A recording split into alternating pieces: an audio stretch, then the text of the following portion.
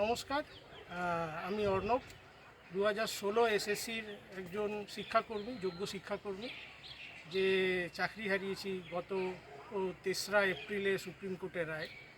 আমি একটি video upload করেছিলাম, সেখানে আমার কয়েকটি কথা বলা হয়নি, মানে বলতে শুরু করেও আমি বলতে ভুলে গেছি, কারণ আমি কোনো ইউটিউবার নই। আমি সেদিনও বলেছি, আমার কাছে কোনো রেডি স্ক্রিপ্ট থাকে না, যেটা মনে আসে আমি সেটাই বলি।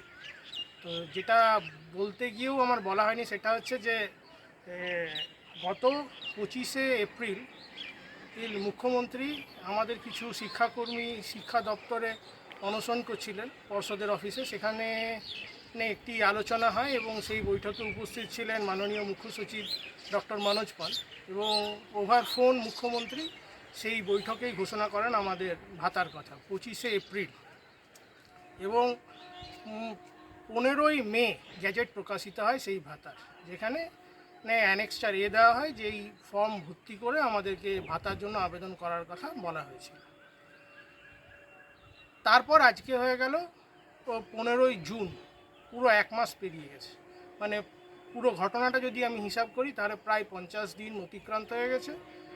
কোনো যোগ্য গ্রুপ সি গ্রুপ ডি শিক্ষাকর্মীর অ্যাকাউন্টে ভাতার কোনো টাকা ঢোকেনি। তাই দ্রুত তার সাথে যে কাজ করা হয়েছে, যেটা দাবি করা হয়েছে, সেরকম কিন্তু কিছু হয়নি। আমরা কোনো টাকা কিন্তু এখনও অবধি আমাদের কারোর অ্যাকাউন্টে একটা টাকাও ক্রেডিট হয়নি।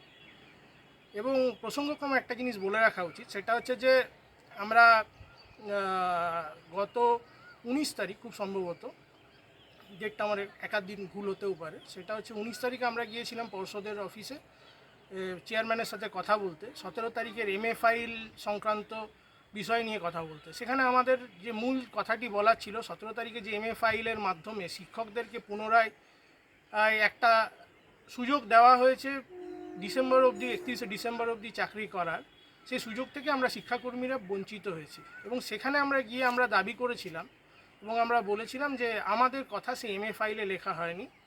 MA ফাইলের মধ্যে মাত্র 1.5 লাইন ব্যবহার করা হয়েছে আমাদের শিক্ষাকর্মীদের জন্য। এবং আরেকটি বড় জিনিস, সেটা হচ্ছে সিনোপসিস, যেটা সেই ড্রাফটিংয়ের মূল বিষয়টা লেখা থাকে সংক্ষেপে, সেই সিনোপসিসের মধ্যে একটি শব্দও ব্যবহার করা হয়নি হচ্ছে শিক্ষাকর্মীদের জন্য। আমরা এই বিষয়ে আলোচনা করতে গিয়েছিলাম এবং সেই আলোচনা সদর্থক হয়নি, এবং সেখান থেকেই আমাদের অনশন শুরু হয়। 8 জন শিক্ষাকর্মী, তার মধ্যে 2 জন মহিলা ছিলেন, তারা নির্জলা অনশন শুরু করেন। এবং 25 তারিখে বৈঠকেই, এই নির্জলা অনশনের পরেই 25 তারিখে যে বৈঠক হয়, সেই বৈঠকেই প্রথম ভাতার কথা ওঠে এবং ভাতা ঘোষণা করা হয়। আমি কালকে বলেছিলাম যদি আমরা ভাতা ফেরত পাই আমরা, তাহলে আমরা ভাতা ফেরতও দেবো যদি চাকরি ফিরে পাই। তাই এই কথাটা আমি বলেছিলাম, কিন্তু ভাতা আজ অবধি আমাদের অ্যাকাউন্টে একটা টাকাও ঢোকেনি। এটা আমার আগের দিন বলা উচিত ছিল, কিন্তু কথা প্রসঙ্গে আমি ভুলে যাই। কিন্তু সত্যি কথা হচ্ছে এটাই, সমস্ত যোগ্য গ্রুপ সি গ্রুপ ডি কর্মীদের কারোর অ্যাকাউন্টে আজ অবধি একটা টাকাও ঢোকেনি। একটি প্রিন্ট মিডিয়া হাউসে একটি সংবাদ কিছুদিন আগে প্রকাশিত হয়েছে, সেখানে আপনারা দেখেছিলেন যে শিক্ষাকর্মীদের বর্তমান অবস্থা কী, এবং তারা আজ জীবন জীবিকা পেটের দায়ে সামান্য কেউ সোলার কাজ করছে, কেউ কাপড় কলে কাজ করছে, কেউ বরফের মিলে কাজ করছে। এই জিনিসগুলো সত্যিই বড় বেদনাদায়ক। আজ তারা যোগ্য হয়েও বঞ্চিত হয়ে, তারা আজকে নিজেদের যোগ্যতা সব কিছু থেকেও শুধুমাত্র ভাগ্যচক্রে এবং কিছু ঘটনাচক্রে আজ তাদেরকে আবার সেই একটা অনিশ্চিত জীবনের পথে চলে যেতে হয়েছে। সকলে যারা ইনফ্লুয়েন্সার আছেন বা যারা পশ্চিমবঙ্গের বিদ্বজন আছেন, তাদের সকলের কাছে আমার আবেদন, যোগ্য শিক্ষাকর্মীর পাশে দাঁড়ান এবং তাদের যোগ্যতা নিরিখে তারা যে চাকরি পেয়েছিল তারা যাতে সেই চাকরিতে পুনর্বহাল হতে পারে তার ব্যবস্থা করুন। যা বলার আমি বলেইছি গতকাল।